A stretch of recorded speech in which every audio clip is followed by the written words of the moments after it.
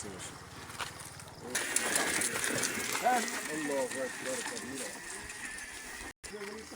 আসসালামু আলাইকুম রহমতুল্লাহ। আমরা গুনবাহা 1 নং ওয়ার্ডের জনগণ, আমাদের একেবারে চলার মূল সড়ক, যেখানে প্রতিদিন হাজার হাজার ভ্যান গাড়ি চলে।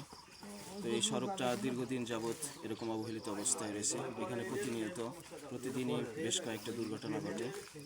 তো সেই জন্য আমরা কিছুদিন আগেও উপজেলা থেকে আশ্বাস পেয়েছিলাম যে আমাদের বাজেট হয়েছে এবং কাজ 15 দিনের ভিতর হবে।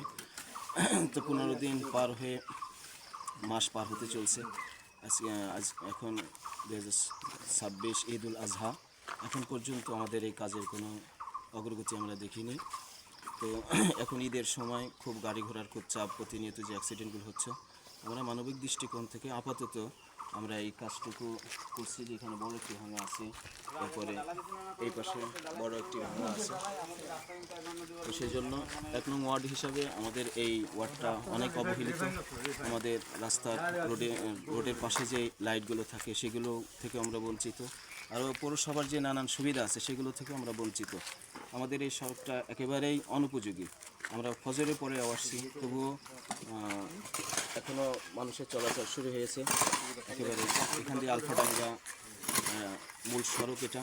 তো আমরা উপজেলা ইউনো এবং এমপি মহোদয়ের কাছে আমরা আবেদন করি অতি দ্রুত যেন আমাদের এই সড়কটা যেন সংস্কার করা হয়।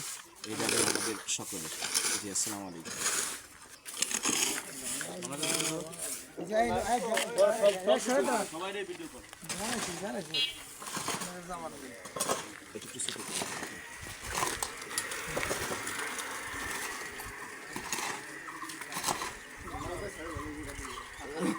মেরামতের কাজে আমরা আইছি। আমরা প্রশাসনের দৃষ্টি আকর্ষণ করছি যে আমাদের রাস্তা অনেক খারাপ, বিভিন্ন সময় ধরে চলতেছে, আমাদের তার কোনো গুরুত্ব নাই। এগুলো সবার জন্য আমরা বলতেছি যে আমাদের রাস্তাটা যেন সুন্দরভাবে হয়ে যায়।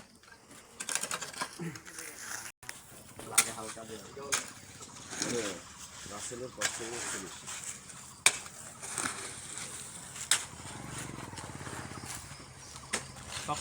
ভালো হবে না, সময় না নিলে ওঠে।